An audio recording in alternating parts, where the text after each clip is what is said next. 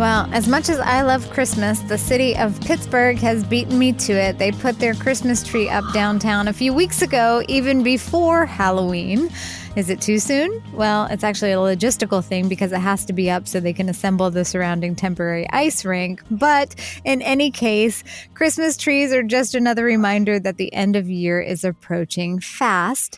And as such, we need to be thinking about what items we should be ticking off our review before 2026 is here. Welcome to Guard Your Savings podcast. And here to help us walk through the end of year must-do checklist is our host, Dolph Janis. Dolph is the owner and founder of Clear Income Strategies Group right here in Charlotte, North Carolina. You can learn more at guardyoursavings.com. Again, guardyoursavings.com. And as Dolph says, you can't live tomorrow until you can live today. Dolph, how are you living today? Living beautiful. This is, I said, my favorite time of the year is Thanksgiving, the holiday season. I still call it Christmas. It's the season where joy, which is what life is about, happiness and giving all come together. And we're currently doing a fund drive right now for the homeless, the Second Harvest Shelter. We're doing that. And for the Toys for Tots as well, we're having drop-offs here at the office we do this every single year to give back. And then it's just great when people are happy. And this is the time of the year when you're supposed to be happy and stay happy. And if you could just do this, clone it 365 days of the year, it'd be amazing how the things that we would accomplish. I'm right there with you. I wish we could just bottle that little extra generosity and that little extra kindness that we're so willing to give to other people in the month of December. And if we could just bottle it and, like you said, spread it out 365 days a year, what a different world we would live in. So I have to ask, are you a Christmas tree up before Thanksgiving or after Thanksgiving? We are at Christmas tree up after, right after, the day after. That's when the tree goes up. The decorations start getting pulled out and spread apart before Thanksgiving. But afterwards, we're not Costco. We don't put our Christmas tree up in August. It's ridiculous. But yes, we are definitely right after the day after Thanksgiving. If not on Thanksgiving, we put that tree up. My mother and I, that was always a battle between the two of us. She was adamant it was after Thanksgiving, and my birthday's in November, so I considered it a gift to myself that, on your birthday, you're supposed to be able to pamper yourself in whatever way makes you happy, and putting up the Christmas tree is what makes me happy. And thankfully, my husband is a tolerant man and is in agreement with us on that. So we are the before Thanksgiving group. I know it's a divisive topic, so we won't go into it any more than that. But it's there. We have one of those big Christmas things out front. How many days and hours and minutes till Christmas? Oh, that's great. And the people in our neighborhood love it, but it goes up to 45 days prior. So of course now it's up because it was less than 45 days till Christmas, and it wasn't designed for 30 days or 25, but now it's like still 41 days, 40 days, 39 days. My daughter's like, how many days till Christmas? When's Santa coming?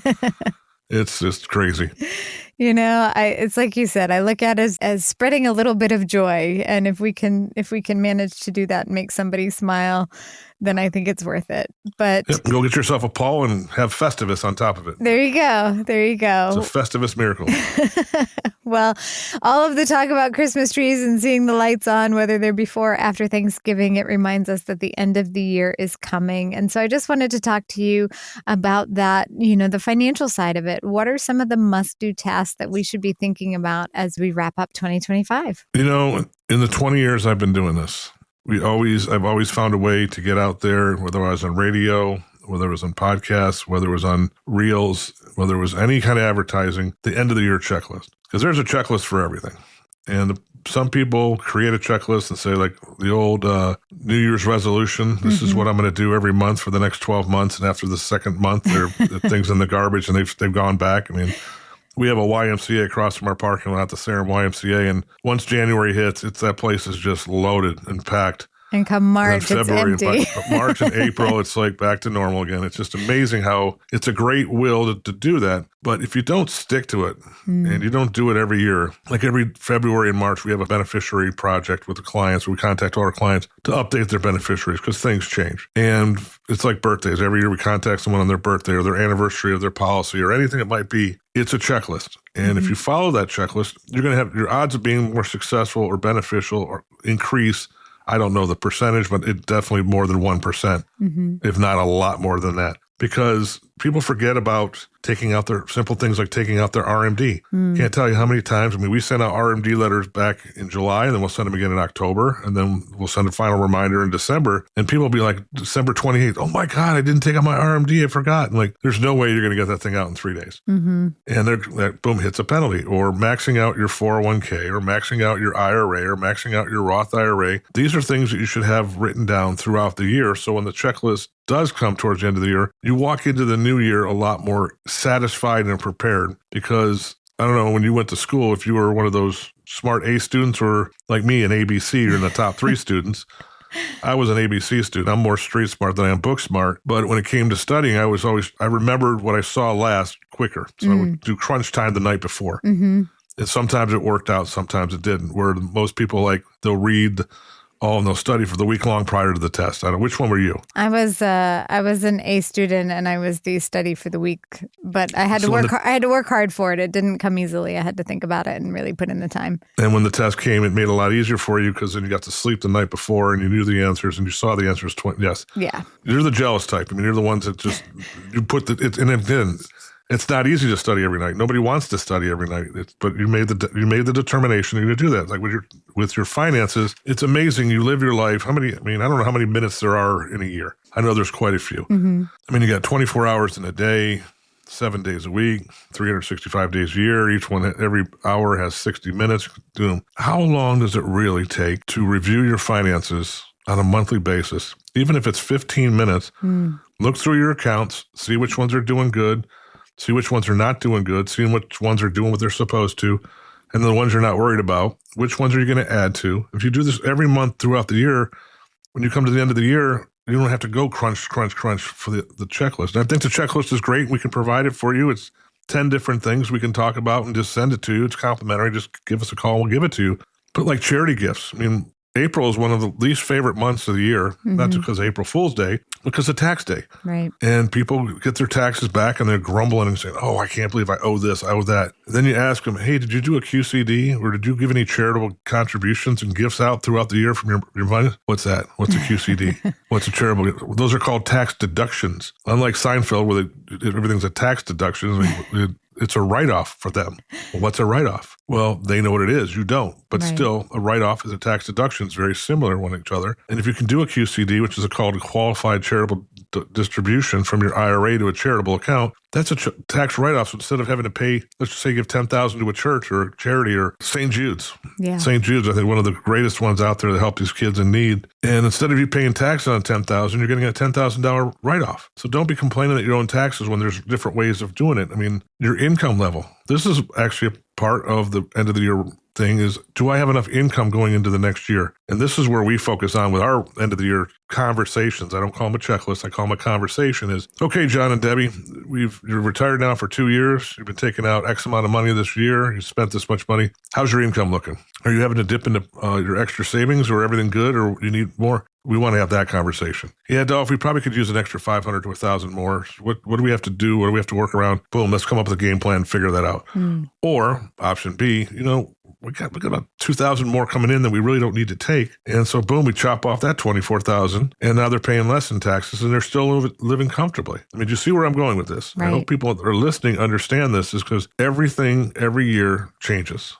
It's like I said, you can't live tomorrow until you've lived today first. And until you've lived in your own shoes and lived today on how your shoes went, those shoes might not fit tomorrow. I mean, look at your children when they were 4 years old versus 14 years old versus 24 years old. That's 3 different sizes. Things change every day. Are you paying attention to what's happening in the world? I mean, the price gouging going on. I mean, there's just so many things we can talk about that if you don't do it today, tomorrow's going to look a lot worse. You make a really great point because there are so many factors that, and it's often the little things. It's not just one facet that you have to take into consideration. Circling back, you mentioned RMDs.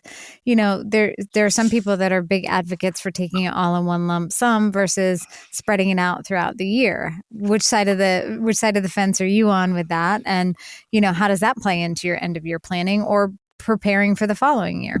You know what a budget is, right? I do. You would be surprised how many people in this world doesn't understand what a budget is. Some people think of it as a very negative word. Yes, it is. But it's a very word in reality. And when people are spending, like I told my wife, are you buying this because you want this or buying this because you need this? If you need it, I want you to buy it. If you want it, do you really want it? I mean, what are you going to do with it? And how long is it going to last? Or what's the purpose of that? And when you have a budget, let's just say, okay, we have a budget of $5,000 for our vacation. And so we're going to go for the budget. We're going to have this much for food, this much for, and we're trying to stay within that budget. So when people are talking about getting an RMD spread every month like that, or getting in a one lump sum, the question is how are you going to distribute that money? Now, I have some clients who are having a hard time saving money and they spend too much. And those are the ones you want the paycheck month to month. Because when you give it to them month to month, they're going to spend what they have. And then the next month, it's getting replenished through the income accounts with the annuities and Social Security and pensions. They can start spending again. But then they get to that fourth week of the month and they don't have anything left to spend. They have to suffer that fourth week and then just have to sit back and say, okay, boom. Again, can't live tomorrow until you live today. Right. You can't prepare for tomorrow unless you prepare for today first. So preparing for both of them. Now, those people that are really good with money management and really good about not buying all those things that they want, just getting the stuff they need. You give them a one bulk, pay them every 6 months, pay them a big chunk of money every 6 months, and then they can budget their money for the next 6 months. It's amazing. You give someone $40,000 in January, and you get to June, and they still have $25,000 left. You're like, man, I don't need this much money. And guess what? They get to save more. They get to earn more. They get to protect more. Versus you give that person $7,000 a month for those 6 months, and at the end of those 7 months, that money's all gone. So which way do you look at it? Which person are you? And there's no right answer in this, and there's no wrong answer to this. At the end of the day, it's what fits you the best, what's going to work best for you, what's working best for your family, and how much money you're spending. And that's why I like the guaranteed word. That's why I love income. Hell, that's what our tagline is on my things. Your income planner for life is planning for life. I said, my retirement plan is simple. When I turn 60, I'm going down to 4 days a week. When I turn 65, I'm going down to 3 days a week. And I'm going to work until I'm done there because I love what I do. I said, every time I have a client retire, it's like a chalk on the board saying, yes, we got you there. Now let's enjoy it. What are we going to do going forward? Where a lot of advisors out there say, well, they're great to get you to the dance, but once they get you to the dance, now you have all this money. How are you going to disperse it? They had this Morningstar rule. I don't know if you ever heard it back. Take out 4% of your portfolio. Yeah. It will last you. You know that number's down to like 2.4 now? Wow. Now, if you look at a $1 million portfolio, 2.4%, that's $24,000 a year, and you're 62 years old. Good luck. Exactly. We're an annuity and $1 million. I have companies that will pay you 6% guaranteed income for life.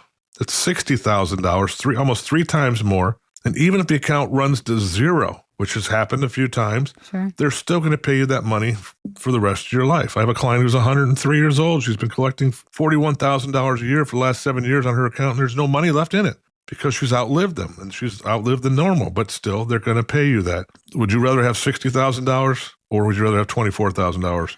Guaranteed versus promises. No brainer. I know the other factor, and this is more for those that are nearing retirement and haven't crossed that threshold, but a couple of things left on the checklist that I just wanted to touch base on was making sure that you're spending that remaining FSA. There's a statistic, and I can't remember how many thousands and hundreds of thousands of dollars it was that just sort of get evaporated because people forget to make sure they're taking advantage of that FSA. And that's not going back into your account. That's going into Uncle Sam's pockets. And we don't know what he's doing with it, but he's not giving it back to us. No, they've milked their wounds along the countryside with the shutdown and all this extra stuff. They're not going to give you anything back that they don't have to. And it's like, if they're going to give you a deduction and they're going to give you this extra money to use for you, take advantage of it. Find a way to take advantage of it. It's like putting your money in a money market account versus a checking account. Checking account doesn't pay any interest. The money market account maybe pays 1%. And someone's like, 1% ain't going to do nothing for me. It's like, well, if you had, let's say $100,000 at 1%, okay, it's $1,000. I'd like you to put $1,000 in your pocket, walk in any grocery store, any Food Lion, any Target, Walmart, with $1,000 says, who doesn't want this? And try to find one person who doesn't want $1,000 at the end of the year. Right. I almost could say there's a 1% chance you might find one person. I don't want 1,000. You're going to take it. Yeah. Penny saved is a penny earned. 100%. And one last thing on the checklist as a reminder is to make sure that you're maxing out your retirement accounts, especially if you have employer matching, because that's essentially free money. It goes along with what you're saying. It might seem like 1% or whatever that match is doesn't add up, but you compound that over a couple of years, and that's money in your pocket. Yeah, if you look back and you say, God, if I just would have done this or I just would have done that. I mean, if I could go back 35 years and go back to being 21 again and say, what would be the one thing I would do again? I would say at 21 years old, I'd be putting $100 a day away. If I made 200, I'd be putting $100. I made 100, I'd be putting $50 away and just saving that money. And it's amazing how it just adds up and adds up. And then when it goes up and it can't go down, it's just a beautiful thing. But that's one of the biggest mistakes happening out there is by the time people hit 50, 55 years old, they're like, oh, snoop, I haven't been saving enough. And then that retirement number, you're not going to want to live on Social Security and you're not going to have enough money from Social Security to live on. So absolutely. If someone's going to match your account, take advantage of it. If someone's going to give you some money and not charge you anything, take advantage of it. Right. I love that analogy of going into the grocery store. You get $1,000 in your pocket. I can't think of a single person in my life that I know that wouldn't be in line to go, sure, I'll take that off your hands. One of the funnest things to do is one of the weeks in December, I will go to a Target with my daughter. And I'll have $100 in my pocket. And I say, I want you to walk around the store and pick out someone who really needs this money that you think in your mind needs this money. And we'll watch them till they go to the checkout. Sometimes we've been in there for 5 minutes and sometimes we've been there for an hour. And she always looks for that person who looks for something and sees, nope, can't afford that. Whoop, can't afford that. And then they put it in their basket and then we'll go out and then we'll go up to the line and we'll say, we're going to take care of this for you. Merry Christmas. And just the look on their face is just priceless. It's one of the traditions we've been doing now for about 5 or 6 years. And I wish I could afford to do it more often because it's just like you made somebody's day and you said they're still good in the world. And that's what the whole purpose is like they're still good in the world. I love One that. time, 3 years ago, a person says, well, I go back and get that TV. I'm like, no. You didn't want the TV then. You're not going to get the TV now. But they say, okay. It was funny, but thank you so much. And it's just, if more people would do that, it'd be amazing. It really would. Like you said in the beginning, man, if we could just bottle that little sense of goodwill and magnify it. So let that be the inspiration, along with that checklist of all of the things that you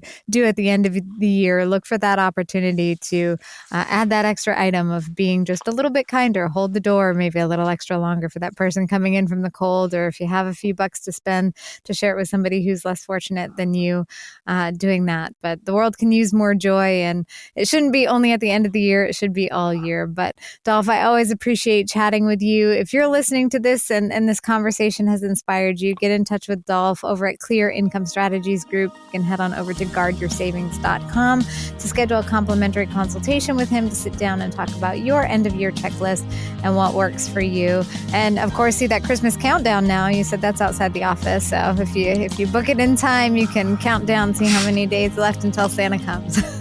Absolutely. Merry Christmas, happy holidays, and everybody, God bless. See you in 2026. Sounds good. Thank you, Dolph. God bless. By contacting us, you may be provided with information about insurance products, including annuities offered through Dolph Janis, North Carolina Insurance License number 8483456. Annuity guarantees rely on the financial strength and claims-paying ability of the issuing insurance company. Read your contract for restrictions, limitations, or penalties. Dolph Janis is not licensed in all 50 states. To find out if Dolph Janis is licensed in your state, please call 704-919-0149.